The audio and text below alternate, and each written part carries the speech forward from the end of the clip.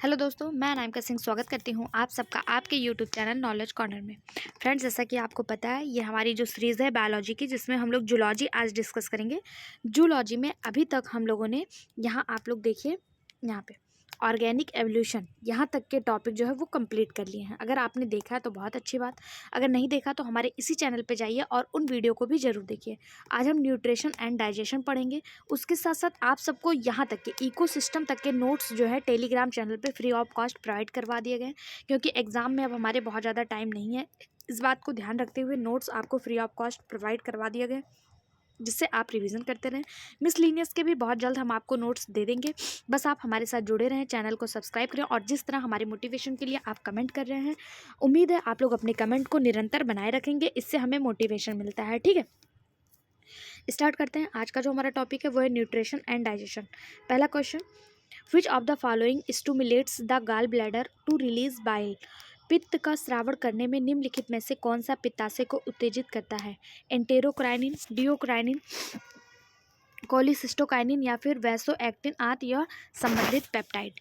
ये क्वेश्चन आपका UK PCS में पूछा गया क्वेश्चन। सही जवाब option C, cholecystokinin. Option C इसका सही जवाब हो जाएगा। कॉलिसिस्टोकाइनिन हार्मोन्स पित्त के स्रावण के लिए पित्ताशय को उत्तेजित करता है। कॉलिसिस्टिकाइन गैस्ट्रोइंटेस्टाइनल आदि का एक पेप्टाइड हार्मोन्स है जो, एक मिनट, वसा एवं प्रोटीन के पाचन को उत्तेजित करने के लिए जिम्मेदार हार्मोन्स है। पित्ताशय में कोई भी पाचक एंजाइम नहीं होता है, फिर भी यह पाचन में सहायता करता है। ठीक, अगर आपसे पूछा जाए क्या पित्ताशय में कोई पाचक एंजाइम होता है, तो नहीं होता है। पित्त रस का निर्माण यकृत द्वारा होता है। यह पित्ताशय में केवल स्टोर होता है, बाकी ये बनता जो है वो यकृत द्वारा ही बनता है, यानी लीवर द्वारा ही बनता है। पित्त लवण वसा के बड़े अणुओं को छोटे छोटे खंडों में विभक्त कर देता है। ऑप्शन सी इसका सही जवाब हो जाएगा। अगला क्वेश्चन, अधिकतम किण्वन एंजाइम द्वारा, किण्वन यानी कि एंजाइम द्वारा जल अपघटन आहार नाल के किस भाग में और किस पाचक ग्रंथि में होता है? Most of the enzyme hydrolysis occurs in the which part of the alimentary canal and from which digestive gland? Stomach and salivary gland, small intestine and pancreas, large intestine and Brunel gland, oral cavity या and liver. सही जवाब हो जाएगा option B. Option B यानी कि small intestine and pancreas. अधिकतम enzyme का जल अपघटन आहार नाल की छोटी आंत यानी कि छोटी आंत का जो ड्यूडेनम वाला हिस्सा होता है और अग्नाशय यानी पाचक ग्रंथि में होता है।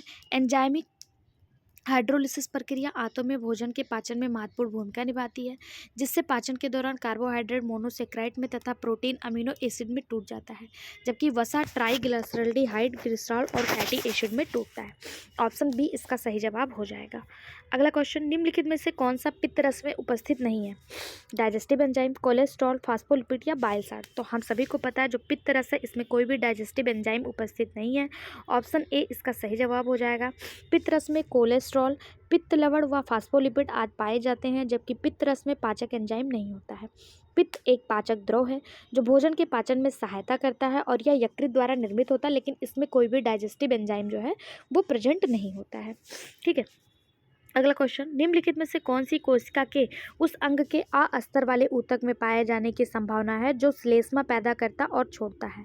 विच of the following sales would likely be found in the tissue laying the organ that produce and release muscles? goblet cell, mast cell, microphasal cell या oblast? इसका सही जवाब option A, goblet cell. Goblet कोशिका उस अंग के अस्तर वाले ऊतक में पाई जाती है जो श्लेष्मा पैदा करता है और छोड़ता है। यह कोशिका प्लुरिपोटेंट स्टेम सेल से उत्पन्न होती है और इसका नाम गॉबलेट कप जैसी संरचना के कारण पड़ा है, यानी कि इसकी जो आकृति है वो कप जैसी है, इसलिए इसका नाम जो है गॉबलेट पड़ा हुआ है। आगे दिया है, इन कोशिकाओं का प्राथमिक कार्य श्लेष्मा को स्रावित करना और सुरक्षात्मक बलगम परत बनाना है। चूंकि प्रत्येक कोशिका श्लेष्मा उत्पादन के लिए श्लेष्मा स्रावित करती है, इसलिए इसे एक कोशिकीय श्लेष्मा ग्रंथि भी कहा जाता है। किसको? गॉबलेट सेल को। अगर पूछा जाए म्यूकस ग्लैंड किसे कहते हैं, तो इसी गॉबलेट सेल को म्यूकस ग्लैंड के नाम से भी जाना जाता है। ठीक है, ऑप्शन ए इसका सही जवाब हो जाएगा। अगला question, Meissner's plexus found in, Meissner's के जाल पाए जाते हैं लीवर, लंग्स, किडनी या इंटेस्टाइन? सही जवाब हो जाएगा इंटेस्टाइनल वाल, ऑप्शन डी इसका सही जवाब हो जाएगा कि माइनर प्लेक्सेस जो है वो इंटेस्टाइनल वाल में पाए जाते हैं।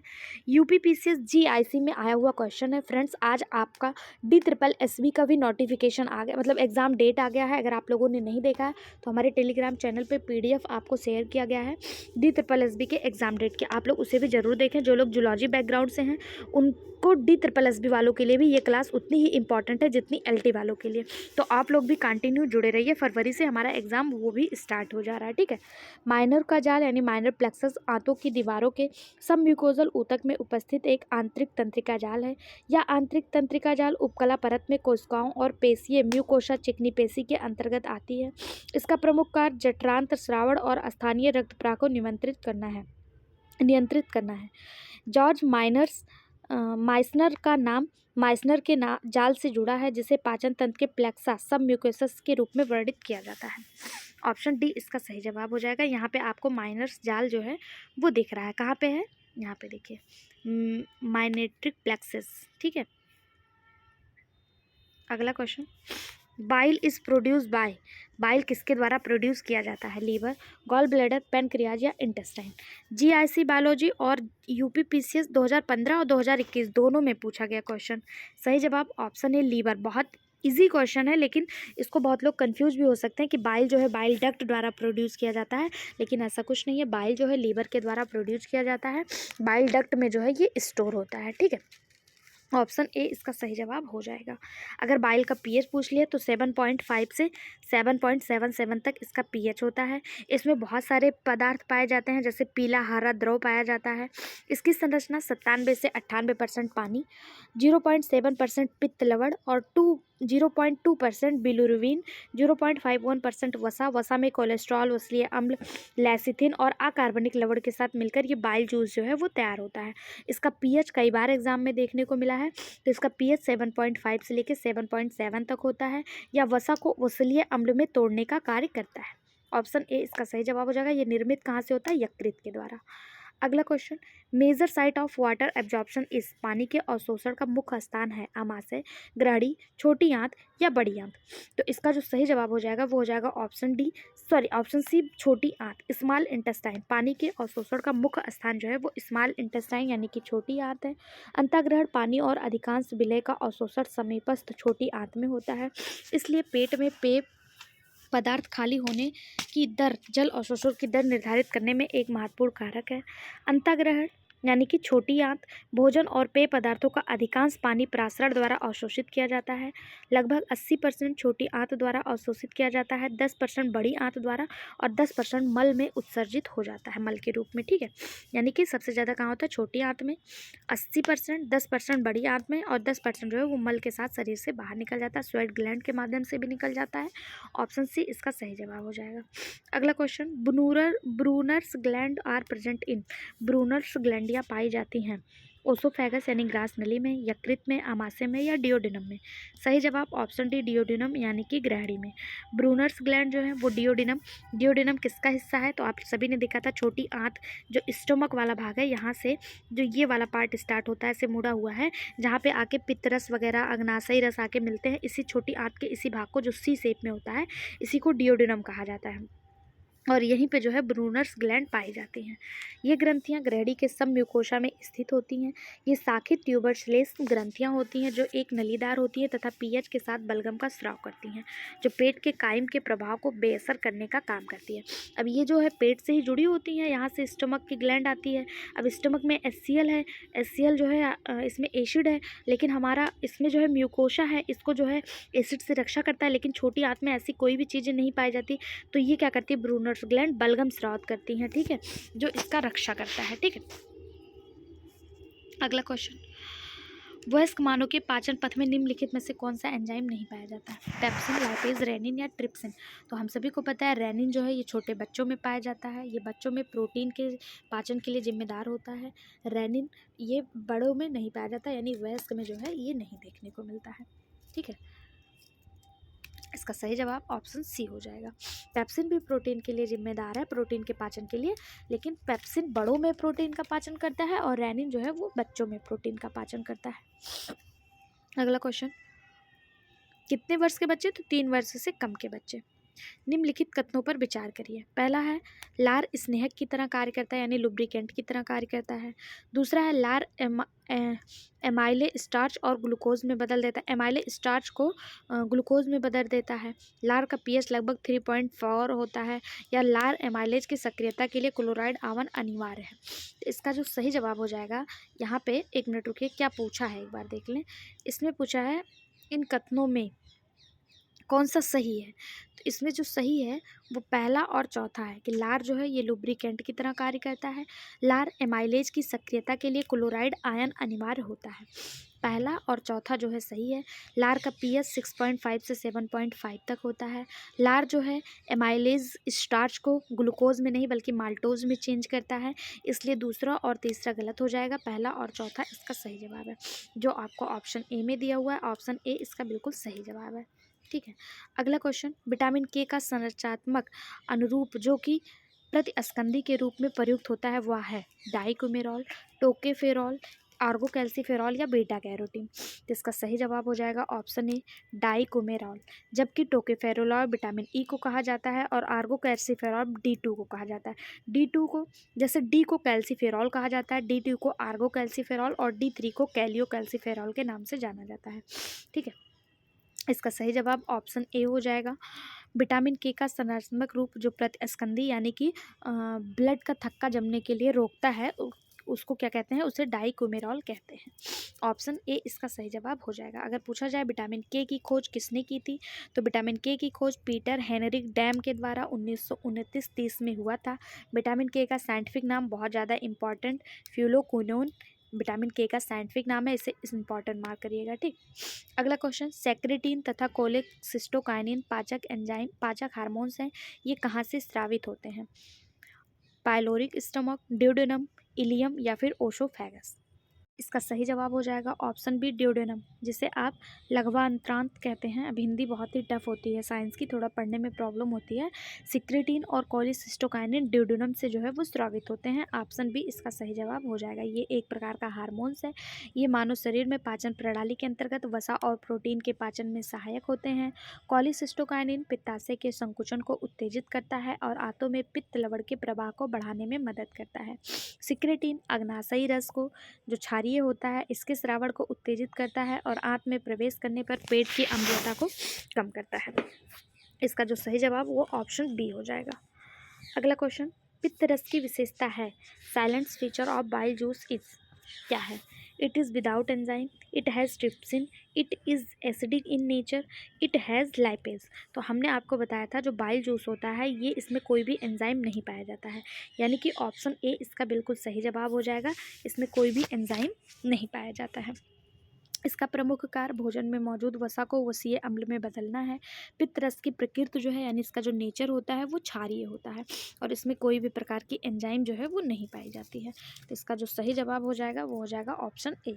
अगला क्वेश्चन, ओटोजनी के अनुसार यकृत है। The form of point of ontogeny liver is endodermal, ectodermal, endodermal, mesodermal या फिर डी, ए एंड बी। सही जवाब ऑप्शन बी एंडोडर्मल। ओटोजनी के अनुसार यकृत एंडोडर्मल है। इसके साथ साथ अग्नाशय, पैराथायराइड, थायराइड, गैस्ट्रिक और आंतों की ग्रंथियां, श्वास नली, शाखा और फेफड़े जितने भी हैं ये एंडोडर्मल वर्जिन के हैं। ठीक है, ऑप्शन बी इसका सही जवाब हो जाएगा। अगला क्वेश्चन, घाव भरने के लिए निम्नलिखित में से कौन सा विटामिन आवश्यक है? विच of the following vitamin is initials for the health of wound, यानी कि भरने के लिए?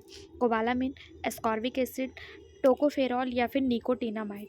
तो हम लोगों ने देखा था कि घाव भरने के लिए जो विटामिन आवश्यक होती है उसे विटामिन सी के नाम से जानते हैं और विटामिन सी को ही एस्कॉर्बिक एसिड कहा जाता है। ये घाव भरने के लिए, मसूड़ों के दर्द के लिए, मसूड़ों में सूजन के लिए, मसूड़ों से जब पस आ रहा हो उन सब के लिए बहुत ज़्यादा इंपॉर्टेंट होते हैं। तो इसका सही जवाब ऑप्शन बी।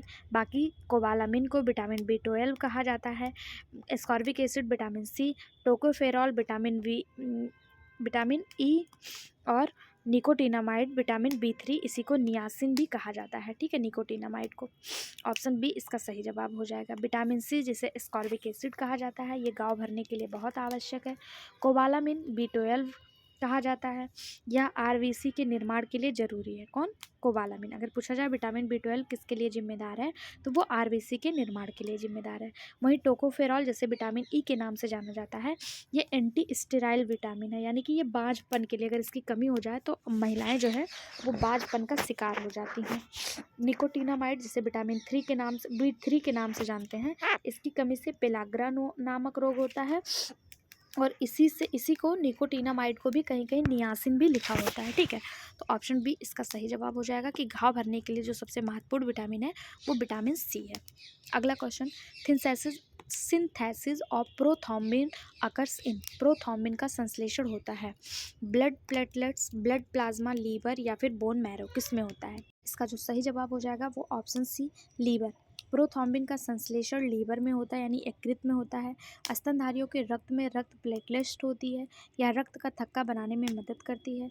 रक्त प्लाज्मा में पाया जाने वाला जो आरबीसी है और डब्ल्यूबीसी है, ये कहाँ बनता है? तो ये अस्थि मज्जा में बनता है। ठीक, बाकी प्रोथ्रोम्बिन कहाँ बनता है? तो ये लीवर में बनता है। ऑप्शन सी इसका सही जवाब हो जाएगा। अगला क्वेश्चन, लार एमाइलेज की गतिविधि के लिए निम्नलिखित में से कौन सा आयन आवश्यक है? लार एमाइलेज, तो अभी हम लोगों ने देखा था लार के लिए जो जिम्मेदार है वो क्लोरीन है, तो ऑप्शन ए इसका सही जवाब हो जाएगा। क्लोरीन के प्रेजेंट में ही लार जो है वो अपना कार्य कर पाता है। ऑप्शन ए इसका सही जवाब हो जाएगा। वहीं पे अगर सोडियम पूछे तो ये आयन जो है हृदय की धड़कन को नियंत्रित करता है, और Fe यानी कि आयरन जो है यह हीमोग्लोबिन में पाया जाता है, जबकि SO2 की कोई भी भूमिका हमारे बॉडी में नहीं होती है। तो ऑप्शन ए इसका सही जवाब हो जाएगा। जिस तरह लार आयन में आपको क्लोरीन की भूमिका पूछ लिया, उसी तरह हो सकता है किसी एग्जाम में पूछ ले कि सोडियम का क्या कार्य है, तो ये हृदय की धड़कन को नियंत्रित करता है सोडियम। ठीक, अगला क्वेश्चन, टोकोफेरॉल मुख्य रूप से संग्रहित होता है वसा ऊतक, लीवर, स्किन या फिर लिम्फोसाइट। सही जवाब हो जाएगा ऑप्शन बी यकृत यानी कि लीवर। टोकोफेरॉल लीवर में भंडारित होता है। टोकोफेरॉल को ही विटामिन ई कहा जाता है। यह एक स्टेराइल विटामिन है, यानी कि इसकी कमी से बांझपन का शिकार हो जाते हैं। यह एक तरह जवानी का विटामिन भी कहा जाता है। ग्लाइकोजन वसा विटामिन जैसे vitamin A, vitamin D, vitamin E, vitamin के, विटामिन B12। ठीक है, एक मिनट, ये क्या है? यकृत जो है पित्त भी यकृत बनाता है, लेकिन पित्त जो है वो भंडारण कहाँ होता है? पित्ताशय में होता है। ब्लड का निर्माण यकृत करता है, जल यकृत में भंडारित होता है। ठीक है, अगला क्वेश्चन, मानव के आमाशय में स्रावित हाइड्रोक्लोरिक अम्ल का पीएच कितना होता है? हाइड्रोक्लोरिक अम्ल यानी कि जिसे हम HCl के नाम से जानते हैं, उसका पीएच कितना होता है? तो ये पाया कहाँ जाता है? हमारे स्टोमक में पाया जाता है, और इसका पीएच जो है 1.5 से 3.5 होता है, यानी ये अत्यधिक अम्लीय होता है। ठीक है, वहीं पे अगर पित्तरस का पीएच पूछ ले तो 7.5 से 7.7 पित्तरस का पीएच होता है। 6.5 से 7.5 लार का पीएच होता है। 1.5 से 3.5 HCl का पीएच होता है, और जो ये वाला पीएच दिया ये किसी का भी पीएच किसी भी पाचक एंजाइम का नहीं होता है। सारे ये आपके लिए इंपॉर्टेंट है, इसे आप स्टार मार्क कर लीजिए। ठीक है, यहाँ से किसी का भी पीएच जो है एग्जाम में पूछ सकता है। अगला question, Peyer's patches in mammals are. स्तनधारी जंतुओं में पेयर्स खंड हैं एक्सक्रीटरी, डाइजेस्टिव, सिक्रेटरी या फिर लिम्फॉइड। सही जवाब option D lymphoid. PGT biology 2009 में पूछा गया क्वेश्चन है। स्तनधारी जंतुओं में पेयर्स खंड, पेयर्स पैचेज, लिम्फोसाइट, तिल्ली, थाइमस, टॉन्सिल द्वारा उत्पन्न होते हैं। ऑप्शन डी इसका सही जवाब हो जाएगा, और ये एक लिम्फॉइड है। अगला क्वेश्चन, पाइलोरिक अर्क में हार्मोन्स होता है। Pyloric exhausts contain the hormones gastric, secretin, pancreozymin या फिर कोलेसिस्टोकाइनिन। सही जवाब ऑप्शन ए गैस्ट्रिन।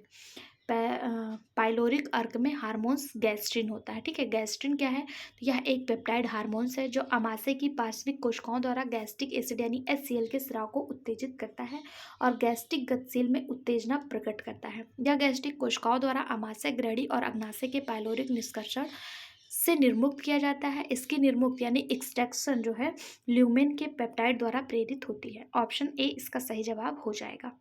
अगला क्वेश्चन है, कफर सेल्स आर। कफर कोशिकाएं होती हैं एब्जॉर्बिक सेल ऑफ इलियम यानी कि इलियम की अवशोषित कोशिकाएं, यकृत की फैगोसाइट कोशिकाएं, लैंगरहांस की द्वीपकाओं की अल्फा कोशिकाएं या सेबेसियस ग्रंथियों की स्रावी कोशिकाएं। कुफर सेल्स कैसी होती हैं? PCS 1994, 97, PCS 2004, 2007 और PGT बायोलॉजी 2009। यानी कि इसको आप देख सकते हैं कितने एग्जाम में आया हुआ है कि कुफर सेल्स क्या होती हैं। तो कुफर सेल्स जो होती हैं ये फैगोसाइट सेल होती हैं लीवर की। ऑप्शन बी इसका सही जवाब हो जाएगा। कुफर कोशिकाएं लीवर की फैगोसाइट कोशिकाएं होती हैं क्योंकि रुधिर में उपस्थित हानिकारक जीवाणुओं को यकृत की कुफर कोशिकाएं भक्षण करके इन्हें नष्ट कर देती हैं। इस क्रिया को भक्षाणु अर्थात फैगोसाइटोसिस कहा जाता है। ऑप्शन बी इसका सही जवाब हो जाएगा। अगला क्वेश्चन, यकृत कई कार्य करता है, इनमें से एक है हिस्टोलाइसिस यानी ऊतक का यानी टिश्यू को तोड़ना, डाइजेशन ऑफ प्रोटीन प्रोटीन का पाचन, ग्लाइकोलिसिस ग्लाइकोजेनेसिस या फिर मेंटेनिंग साल्ट बैलेंस। सही जवाब ऑप्शन सी ग्लाइकोजेनेसिस। कार्बोहाइड्रेट उपापचय का प्रमुख केंद्र यकृत होता है। कार्बोहाइड्रेट के उपापचय से संबंधित चरण ग्लाइकोजेनोपैथी या ग्लाइकोजेनेसिस, ग्लूकोज से ग्लाइकोजन का निर्माण, और ग्लाइकोजेनोलिसिस ग्लाइकोजन से ग्लूकोज का निर्माण, और साथ साथ ग्लूकोनियोजेनोसिस इससे अमीनो अम्ल या वसा से ग्लूकोज का निर्माण होता है। देखिए यहाँ पे 3 अलग अलग टर्म दिए हैं, एक है ग्लाइकोजेनेसिस, दूसरा दिया है ग्लाइकोजेनोलिसिस और तीसरा दिया है ग्लूकोनियोजेनेसिस। ठीक है, ये तीनों अलग अलग टर्म है। अगर आपसे ग्लाइकोजेनेसिस पूछा जाए तो इससे ग्लूकोज से ग्लाइकोजन का निर्माण होता है, और ग्लाइकोजेनोलिसिस में क्या होता है, ग्लाइकोजेनोलिसिस में ग्लाइकोजन से ग्लूकोज का निर्माण होता है, और साथ ही साथ ग्लूकोनियोजेनेसिस में अमीनो अम्ल या वसा से ग्लूकोज का निर्माण होता है। ठीक है, और ये प्रक्रिया कहाँ पे होती है, ये यकृत में होती है, और कार्बोहाइड्रेट के टूटने की प्रक्रिया ही कहलाती है। ठीक है, अगला क्वेश्चन, पित्त वसा के पाचन में सहायता करता है क्योंकि bile helps in the digestion of fat because it actives fat digestive enzyme, it degrades fat into fatty acid and glycerol, it is emulsified fat, it's make the medium alkaline. इसका सही जवाब हो जाएगा ऑप्शन सी, यह वसा को पायशीकृत करता है। ठीक है, ऑप्शन सी इसका सही जवाब हो जाएगा। पित्त में 2 प्रकार के लवण होते हैं, एक अकार्बनिक लवण यानी कि इनऑर्गेनिक साल्ट, और एक होता है कार्बनिक लवण यानी कि ऑर्गेनिक साल्ट। अगर पूछा जाए इनऑर्गेनिक साल्ट में कौन कौन आते हैं, जैसे NaCl जिसे सोडियम क्लोराइड कहते हैं, Na2CO3, NaSCO3 यानी सोडियम बाइकार्बोनेट, सोडियम कार्बोनेट, ये सारी चीज़ें इनऑर्गेनिक साल्ट में आती हैं। अकार्बनिक लवण भोजन की अम्लता को उदासीन करते हैं और माध्यम को क्षारीय बनाते हैं, और जो कार्बनिक लवण है यानी कि जैसे पित्त रस में कार्बनिक लवण जैसे सोडियम ग्लाइकोलेट, सोडियम टारोकोलेट, ये सब कार्बनिक लवण के अंतर्गत आते हैं। इन लवणों का कार्य क्या होता है, तो ये पायशीकृत करते हैं यानी इमल्सिफाइड करते हैं, क्योंकि अग्नाशयी लाइपेज केवल पायशीकृत वसा पर ही कार्य कर पाता है, इसीलिए ये लवण जो हैं उनको पायशीकृत करने का कार्य करते हैं। ठीक है, पित्त वसा के पायसीकरण और अवशोषण में मदद करता है, जिसके फलस्वरूप अग्नाशयी एवं आंतीय रस में उपस्थित एंजाइम सक्रिय होकर पाचन क्रिया में भाग लेते हैं। तो इसका जो सही जवाब ऑप्शन सी हो जाएगा कि जो पित्त वसा के पाचन में सहायता करता है, क्यों करता है, क्योंकि यहाँ वसा को पायशीकृत करता है। ठीक, ऑप्शन सी इसका सही जवाब हो जाएगा। और क्यों करता है, क्योंकि जो अग्नाशयी रस होते हैं वो पायसीकृत वसा पर ही कार्य कर पाते हैं। अगर पायसीकृत नहीं होगा वसा फैट तो अग्नाशयी रस इस पर कार्य नहीं कर पाएंगे, इसलिए पित्त क्या करता है, इसको इमल्सिफाइड करने का कार्य करता है। अगला क्वेश्चन, डायस्टेमा क्या है, दांतों के प्रकार, दांतों का एक भाग, दांतों की संरचना या दांतों के बीच का खाली स्थान। तो आपने कभी अपने दांतों को अगर ध्यान से देखा होगा तो जो ये आगे के दांत होते हैं यहाँ बीच में ऐसे गैप होता है, इसी को डायस्टेमा कहा जाता है, अ गैप बिटवीन टीथ। ठीक है, ऑप्शन डी इसका सही जवाब हो जाएगा। ठीक, अगला क्वेश्चन, विरसंग की वाहिनियां संबंधित हैं, ducts of Wirsung is associated with gall bladder, pancreas, salivary gland या फिर यूथ्रा, किससे संबंधित है, सही जवाब हो जाएगा ऑप्शन बी यानी कि पैनक्रियाज। ठीक है, पैनक्रियाज विरसंग, डक्ट ऑफ विरसंग जो है ये पैनक्रियाज से संबंधित है, डक्ट ऑफ विरसंग पैनक्रियाज से संबंधित होती हैं। इसे आग्नेयाशयी नलिका भी कहा जाता है यानी पैनक्रियाटिक ट्यूब भी कहा जाता है। यह अग्नाशय व समान पित्त नलिका यानी कॉमन बाइल डक्ट से जुड़ी होती हैं। यहाँ पे आप देखिए ये लीफ नुमा जो संरचना है इसी को अग्नाशय कहा जाता है, और कॉमन बाइल डक्ट यहाँ पे है, कॉमन बाइल डक्ट, और इसी को क्या कहते हैं, विरसंग, डक्ट ऑफ विरसंग के नाम से भी जाना जाता है। ठीक है, ऑप्शन ये देखिए, वेंट्रल पैनक्रियाटिक डक्ट यानी कि विरसंग, डक्ट ऑफ विरसंग, इसी को कॉमन बाइल डक्ट कहा जाता है। ऑप्शन बी इसका सही जवाब हो जाएगा। अगला क्वेश्चन, ऑर्वैक्स प्लेक्सस पाया जाता है गैस्ट्रोइंटेस्टाइनल ट्रैक्ट, लीवर, किडनी या हार्ट। तो Auerbach's plexus found in gastrointestinal tract, जठरांत संबंधित मार्ग में। ऑप्शन ए इसका सही जवाब हो जाएगा। ये कार्य क्या करती है? तो ये इंटेस्टाइनल संबंधित मार्ग में मस्कुलरिस एक्सटर्ना को अनुदैर्ध्य और गोलाकार परतों के बीच स्थित होता है, या मुख्य रूप से संवेदी तंत्रिकाओं से बना होता है, या एंटेरिक नर्वस सिस्टम के दो महत्वपूर्ण घटकों में से है।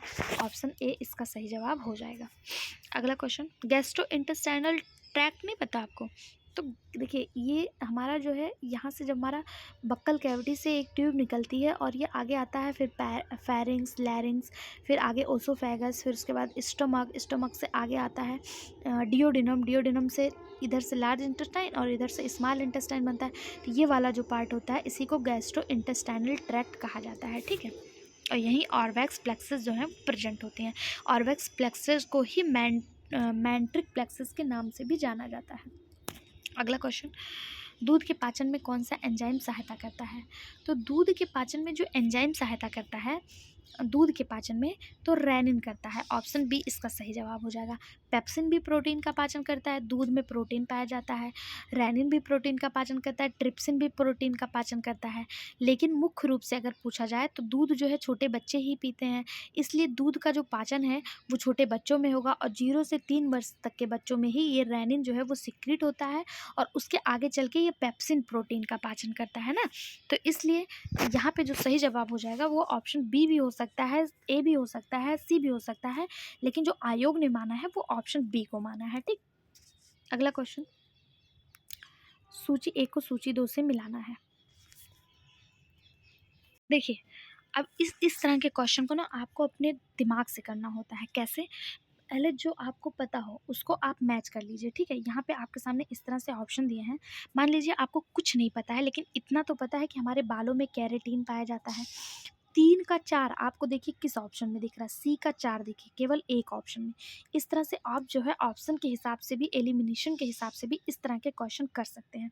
अब आपको पता चल गया सी का 4 केवल ऑप्शन डी में दिया हुआ है। अब इस तरह से आप देख लीजिए, 3 का 4 हो गया। हिपेरिन जो है ये रक्त का थक्का यानी एंटीकोगुलेंट के रूप में कार्य करता है, एक बार इसको भी देख लीजिए। डी का 3, तो डी का 3 भी इसी में दिया हुआ है। अब यहाँ पे देखिए 1 का 2 हो जाएगा, यानी कार्बोहाइड्रेट, इंसुलिन और फैटी एसिड ऑक्सीडेशन, बीटा ऑक्सीकरण। अब यहाँ से आप बड़े आसानी से इस तरह से एलिमिनेशन के माध्यम से कर सकते हैं। कार्बोहाइड्रेट उपापचय, इंसुलिन, वशीय अम्ल ऑक्सीकरण, बीटा ऑक्सीकरण, और कैरेटीन जो है वो बालों में पाया जाता है। हिपेरिन थक्का रोधी यानी कोगुलेंट का कार्य करता है। अगला क्वेश्चन, पाचन की प्रक्रिया के दौरान आहार में उपस्थित कच्चा स्टार्च पच जाता है कहाँ पे? By salivary amylase only, by pancreatic amylase only, both salivary and pancreatic amylase not digest at all. सही जवाब ऑप्शन सी। पाचन की प्रक्रिया के दौरान आहार में उपस्थित जो कच्चा स्टार्च होता है वो पच जाता है, रॉ स्टार्च जिसे कहते हैं, वो स्लैबरी और पैनक्रियाटिक एमाइलेज के द्वारा जो है वो पच जाता है, ठीक है। स्टार्च का पाचन हमारे बक्कल कैविटी में ही स्टार्ट हो जाता है, जहाँ पे 30% कार्बोहाइड्रेट यानी स्टार्च का जो पाचन है वो स्लैबरी एमाइलेज के द्वारा किया जाता है। उसके आगे जो स्टार्च, उसके आगे प्रोटीन का पाचन स्टोमक में होता है, फिर उसके आगे जो है पैनक्रियाज में स्टार्च का पाचन होता है। तो यह स्लैबरी और पैनक्रियाटिक एमाइलेज दोनों के द्वारा ही स्टार्च का पाचन जो है वो होता है, ठीक है। पाचन की प्रक्रिया आहार में मौजूद कच्चे स्टार्च, ग्लाइकोजन और डेक्स्ट्रिन के टूटने के लिए छोटी आंत में एंजाइम लार एमाइलेज और अग्नाशयी एमाइलेज में मौजूद लार ग्रंथि में पच जाता है। अगला क्वेश्चन, निम्नलिखित में से कौन सा अमीनो अम्ल प्रोटीन में नहीं पाया जाता है?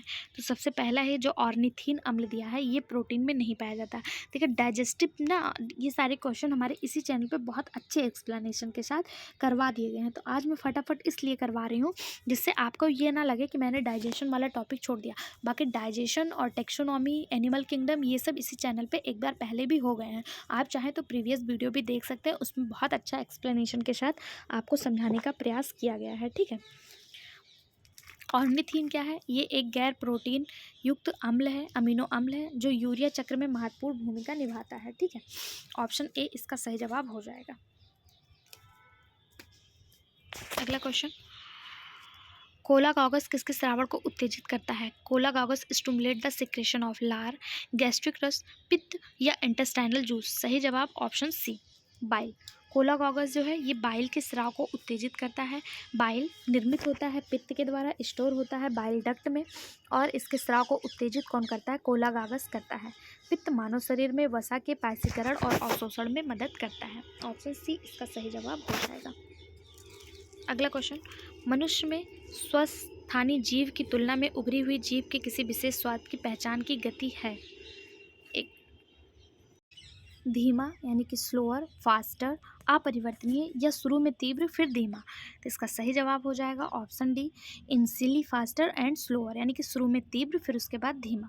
ठीक है, स्वस्थानी जीव की तुलना में उभरी हुई जीव के साथ विशेष स्वाद की पहचान की गति शुरू में तीव्र होती है फिर धीमी हो जाती है। अगला क्वेश्चन, राइबोफ्लोविन की कमी से निम्नलिखित में से कौन सा रोग होता है? तो सबसे पहले जानिए राइबोफ्लोविन है क्या। तो राइबोफ्लोविन, विटामिन B2 को राइबोफ्लोविन कहा जाता है, और विटामिन B2 की कमी से चिल्कोलिसिस यानी ओस्ट विदृढ़ होता है। ठीक है, तो ऑप्शन सी इसका सही जवाब हो जाएगा कि राइबोफ्लोविन की कमी से चिल्कोलिसिस होता है। वहीं बेरीवेरी विटामिन B1 जिसे थायमिन कहते हैं, विटामिन B3 जिसे निकोटिनामाइड या नियासिन कहते हैं, इसकी कमी से पेलाग्रा होता है, और विटामिन सी की कमी से स्कर्वी रोग होता है। विटामिन सी जख्म को भरने में महत्वपूर्ण रोल अदा करता है, ये बात भी आपको ध्यान रखना है। अगला क्वेश्चन यहाँ पे देखिए दिया हुआ है, विटामिन 2 का रासायनिक नाम राइबोफ्लोविन है, विटामिन 3 का नियासिन है, विटामिन 3 की कमी से पेलाग्रा होता है, विटामिन सी की कमी से स्कर्वी रोग होता है, विटामिन B1 जिसे थायमिन कहा जाता है इसकी कमी से बेरीवेरी रोग होता है। अगला क्वेश्चन, कोलिसिस्टोकाइनिन उत्तेजित करता है। तो कोलिसिस्टोकाइनिन जो है ये पैनक्रियाज को उत्तेजित करता है। ऑप्शन ए इसका सही जवाब हो जाएगा। कोलिसिस्टोकाइनिन अग्नाशयी रस के स्रावण के लिए अग्नाशय को उत्तेजित करता है। अगला क्वेश्चन, ये देखिए हमारा डाइजेस्टिव ट्रैक्ट है, यहाँ पे आप देख सकते हैं, यहाँ पे आपका जो है ये लीवर है, ये डाइजेस्टिव ट्रैक्ट में नहीं आता है, लेकिन ये पित्त का स्रावण करता है। कोलेसिस्टेकाइनिन जो है पेनक्रियाज को उत्तेजित करता है। कोलेसिस्टेकाइनिन जो है ये हमारे इस यहाँ पे भी जाता है, स्टमक में जाता है, लीवर में भी जाता है। ठीक है, इसके बारे में एक बार पढ़ ही लेते हैं। यह पित्त रस के स्रावण के लिए पित्ताशय के संकुचन उत्पन्न करता है। गैस्ट्रिक ग्रंथि अमाशय में पाई जाती है या गैस्ट्रिक एंजाइम का स्रावण करती है, जैसे रेनिन, पेप्सिन, गैस्ट्रिन लाइपेज या फिर गैस्ट्रिक एमाइलेज आदि। अगला क्वेश्चन, जंतु प्रायः ऊर्जा आपूर्ति करने वाले पोषक तत्वों को किस रूप में संग्रहित करते हैं? तो जंतु जो है ऊर्जा का पूर्ति करने वाले जो एनर्जी सप्लाइंग होते हैं उनको कार्बोहाइड्रेट और लिपिड के रूप में स्टोर करते हैं। ऑप्शन ए इसका सही जवाब हो जाएगा। ठीक है, अगर कार्बोहाइड्रेट में ऊर्जा की मात्रा पूछा जाए तो 4 किलो कैलोरी होता है, और जबकि वसा में पूछा जाए तो 9 किलो कैलोरी होता है। ठीक है, अगला क्वेश्चन, मधुमेह यानी कि मधुमेह मेलिटस के लक्षणों से सम्मिलित है, यानी कि डायबिटीज़ मेलिटस का सिम्टम पूछा है। केवल हाइपरफेजिया, केवल हाइपरग्लाइसेमिया, केवल ग्लूकोसूरिया या सभी। तो इसका सही जवाब हो जाएगा ऑप्शन डी, ये सभी। ये सभी जो हैं मधुमेह मेलिटस से संबंधित हैं, तीनों अलग अलग काम करते हैं। हाइपरग्लाइसेमिया में इंसुलिन, हाइपरग्लाइसेमिया जो है ये इंसुलिन के कम स्राव यानी कि अल्प स्राव के कारण होता है। हाइपरफेगिया इसमें क्या होता है, जो जिसको मतलब डायबिटीज़ होता है उस रोगी को भूख अत्यधिक लगती है, और ग्लूकोसूरिया में ग्लूकोज मूत्र के माध्यम से उत्सर्जित होने लगता है, यानी उसमें जो है ग्लूकोज की कमी हो जाती है। ठीक, अगला क्वेश्चन, निम्नलिखित में से कौन सा गैस्ट्रिक स्रावण को रोकता है? गैस्ट्रिन, सिक्रेटिन, एंटेरोगैस्ट्रॉन या फिर कोलेसिस्टोकाइनिन। सही जवाब ऑप्शन बी, सिक्रेटिन। सिक्रेटिन जो है ये गैस्ट्रिक स्रावण को रोकने का कार्य करता है। कोलेसिस्टोकाइनिन अग्नाशयी रस को श्रावण को बढ़ाता है तथा पित्त रस के श्रावण को बढ़ाने में पित्ताशय के संकुचन में भी मदद करता है। अगला क्वेश्चन, पाचन में निम्नलिखित में से किस स्राव के एंजाइम नहीं होते? पित्त, गैस्ट्रिक जूस, लार या पेनक्रियाटिक जूस। तो पाचक एंजाइम पित्त में नहीं पाए जाते हैं, बाइल में नहीं पाए जाते हैं। गैस्ट्रिक जूस में होते हैं, लार में होते हैं, पेनक्रियाटिक जूस में होते हैं, लेकिन बाइल में नहीं होते हैं। ऑप्शन ए ही इसका सही जवाब हो जाएगा। अगला क्वेश्चन, सिस्टिक डक्ट कम, अच्छा एक बार इसको पढ़ दें। यकृत द्वारा स्रावित पित्त में एंजाइम नहीं होता है, लेकिन वसा पाचन में पित्त जो है वो भाग लेता है। पित्त रस में कोलेस्ट्रॉल, पित्त लवण व फास्फोलिपिड आदि पाए जाते हैं, जबकि पित्त रस में कोई भी पाचक एंजाइम जो है वो नहीं पाया जाता है। अग्नाशयी रस की बात करें तो इसमें कार्बोहाइड्रेट, वसा और प्रोटीन के पाचक एंजाइम पाए जाते हैं। अगला question, cystic duct comes out from the, पित्ताशय वाहिनियाँ कहाँ से निकलती हैं? Gall bladder, hepatic lobes, pancreatic lobes या फिर किडनी। सही जवाब हो जाएगा option A, gall bladder. Cystic जग जो है यानी पित्ताशय वाहिनियाँ गॉल ब्लैडर से निकलती हैं, पित्ताशय की थैली से निकलती हैं। अगर हिंदी में पढ़ेंगे तो हमें पता हो जाएगा कि पित्त वाहिनियाँ पित्ताशय की थैली से निकलेंगी, लेकिन अगर इंग्लिश में देखेंगे तो आपको याद करना पड़ेगा सिस्टिक डक्ट जो है वो गॉल ब्लैडर से निकलती हैं। इसलिए कभी भी आप एग्ज़ाम हॉल में बैठें, अगर आपको कोई लैंग्वेज कोई क्वेश्चन नहीं समझ में आ रहा है तो एक बार आप हिंदी और एक बार इंग्लिश को ज़रूर घुमा के देखें, ठीक है। अगला क्वेश्चन यहाँ से देखिए आपका गॉल ब्लैडर, ये गॉल ब्लैडर है और गॉल ब्लैडर से ही सिस्टिक डक्ट जो है वो निकली हुई है, ये देखिए यहाँ पे, ठीक है। अगला क्वेश्चन, रेनिन एक एंजाइम है जो पचाता है, तो रेनिन किसका पाचन करता है? बच्चों में दूध का पाचन करता है, ऑप्शन ए इसका सही जवाब हो जाएगा। अगला क्वेश्चन, पित्ताशय में पित्त के निकलने के लिए जिम्मेदार हार्मोन्स क्या है? सिक्रेटिन, गैस्ट्रेटिन, कोलिसिस्टोकाइनिन जिसे सीसीके कहते हैं, या एंटेरोकाइनिन। तो पित्ताशय से पित्त के निकलने के लिए सीसीके यानी कोलिसिस्टोकाइनिन जो है वो जिम्मेदार होता है, ऑप्शन सी इसका सही जवाब हो जाएगा। कोलिसिस्टोकाइनिन पित्ताशय से पित्त निकलने के लिए, अग्नाशय से अग्नाशयी रस निकलने के लिए, सबके लिए ये क्या करता है? उत्तेजित करने का कार्य करता है। अगला क्वेश्चन, अगर पूछा जाए पित्त किसके पाचन में जिम्मेदार है, तो पित्त जो है ये वसा के पाचन में जिम्मेदार है। अगला क्वेश्चन, निम्नलिखित में से सही सुमेलित ज्ञात कीजिए। Thyroxine, rickets, vitamin D, cretinism, calcitonin, parathyroid या फिर हाइपरग्लाइसीमिया, ग्लूकागॉन। यानी कि किसकी कमी से कौन सा रोग होता है ये पूछा है। इन चारों में से केवल एक ही सही है। तो अभी हम लोगों ने देखा था हाइपरग्लाइसीमिया, ये पढ़ा था हमने डायबिटीज़ में। हाइपरग्लाइसीमिया में ग्लूकोज जो है बहुत ज़्यादा उत्सर्जित होता है, यानी ये ग्लूकागॉन से संबंधित है, ठीक है। बाकी ये तीन के तीनों यहाँ पे गलत हैं। रिकेट्स विटामिन बी डी की कमी से होता है रिकेट्स, ठीक है। पैराथायराइड ये थायराइड की कमी से होता है। लैंगरहंस की आइसलेट की अल्फा कोशिकाओं द्वारा स्रावित ग्लूकागॉन रक्त शर्करा यानी कि शुगर के स्तर को बढ़ाता है, जिसे हाइपरग्लाइसेमिया कहा जाता है, ठीक। ऑप्शन डी इसका सही जवाब हो जाएगा। अगला क्वेश्चन, विटामिन ए रेटिनॉल में प्रोटीन के साथ मिलकर उत्पाद बनाता है, ग्लूकोमा, रतौंधी, रोडोप्सिन या फिर वर्णधाता। विटामिन ए रेटिना में प्रोटीन के साथ मिलकर क्या बनाता है? तो इसका सही जवाब हो जाएगा विटामिन ए अगर प्रोटीन के साथ मिल गया तो रोडोप्सिन बनाता है, ऑप्शन सी इसका सही जवाब हो जाएगा, ठीक है। विटामिन ए की कमी से रतौंधी नामक रोग होता है, और रोडोप्सिन क्या है? तो ये विटामिन ए और जिसे रेटिनॉल कहते हैं, और इसके साथ साथ प्रोटीन जब मिलेगा तो रोडोप्सिन बनेगा, ठीक है। नेत्र रेटिना की साल यानी रॉड में एक बैंगनी लाल रंग का जैविक वर्णक जो एक प्रोटीन युग्मित रिसेप्टर होता है, जिसे रोडोप्सिन या फिर दृश्य बैंगनी कहा जाता है, जो विटामिन ए का व्युत्पन्न है। इस प्रकार विटामिन ए रेटिना में प्रोटीन के साथ मिलकर रोडोप्सिन ए का निर्माण करता है। अगला क्वेश्चन, निम्नलिखित में से कौन मनुष्य में एक अवशेषी अंग है, यानी कि जिसका अब कोई कार्य नहीं है, जिसे आप वेस्टिजियल ऑर्गन कहते हैं? तो कॉकलिया इसका कार्य है, हेयर का भी कार्य है, आईलिड का भी कार्य है, लेकिन वर्मी फॉर अपेंडिक्स ये सेलुलोज के पाचन में जिम्मेदार होता था। जब से ह्यूमन ने पत्तियां वगैरह खाना छोड़ दिया है, तब से इसका कोई भी कार्य हमारे शरीर में नहीं रह गया है। ये जो है गाय भैंसों यानी मवेशियों के लिए मतलब उसमें कार्य करता है, लेकिन हमारे बॉडी में इसका कोई भी कार्य नहीं है, वर्मी फॉर अपेंडिक्स का, ठीक। ऑप्शन डी इसका सही जवाब हो जाएगा। अगला क्वेश्चन, डकार के दौरान जुगाली करने वाले द्वारा कौन सी वायु प्रदूषक गैस निकलती है? यानी जब जुगाली करने वाले पशु जैसे गाय हो गए, मवेशी हो गए, ये जब डकार मारते हैं तो क्या निकालते हैं? तो ये मीथेन निकालते हैं, ऑप्शन डी इसका सही जवाब हो जाएगा। मीथेन को मार्स गैस कहा जाता है। यह न केवल डकार से ही बल्कि दलदली भूमि, पृथ्वी के सतह के नीचे से भी, जहाँ पे बहुत सारे गोबर इकट्ठा हो जाते हैं, वहाँ से, कुएं के अंदर से ये जो है मीथेन गैस जो है उत्सर्जित होती रहती है, ठीक है। और ये एक प्रकार का मार्स गैस है, यानी कि ये मतलब अच्छा नहीं होता है हमारे लिए। अगला क्वेश्चन, स्तनधारी जल पी सकते हैं और इसके अलावा जल प्राप्त कर सकते हैं। तो स्तनधारी एक तो जल जो है पीने के माध्यम से प्राप्त करेंगे, दूसरा कहाँ से करेंगे? तो दूसरा जब ग्लूकोज का ऑक्सीकरण होगा, ग्लूकोज जब टूटेगा, ग्लूकोज का फार्मूला जानते हैं ना, C6H12O6, जब ग्लूकोज टूटेगा ना तो यहाँ से भी H2O जो है वो प्राप्त हो जाएगा, ठीक। यानी कि ऑक्सीडेशन ऑफ ग्लूकोज से भी जल जो है स्तनधारी प्राप्त कर सकते हैं, ठीक। अगला क्वेश्चन यहाँ पे देखिए तोड़ के दिखाया गया है आपको। क्वेश्चन है, शाकाहारी जंतु सेलुलोज को पचा सकते हैं। दूसरा है, ऐसे जंतुओं में उंडुक में विशेष प्रकार के जीवाणु होते हैं। तो दोनों ही बिल्कुल सही जवाब है कि जो हर्बीवोरस एनिमल होते हैं वो सेलुलोज का पाचन कर सकते हैं, और इनका जो उंडुक होता है, इनका जो सीकम होता है, इसमें स्पेशल टाइप की बैक्टीरिया होती है जो सेलुलोज के पाचन में जिम्मेदार होते हैं। यानी कि इसका सही जवाब हो जाएगा ए और आर दोनों सत्य है, और आर जो है ए का सही एक्सप्लेनेशन करता है। ऑप्शन ए जो है इसका सही जवाब हो जाएगा। अगला क्वेश्चन, अमीनो अम्ल किसमें अवशोषित होता है? Amino acid are absorb in. तो अमीनो एसिड जो है ये ब्लड कैपिलरी और बिलाई की रक्त कोशिकाओं में जो है वो अवशोषित होता है। बिलाई कहाँ पाया जाता है?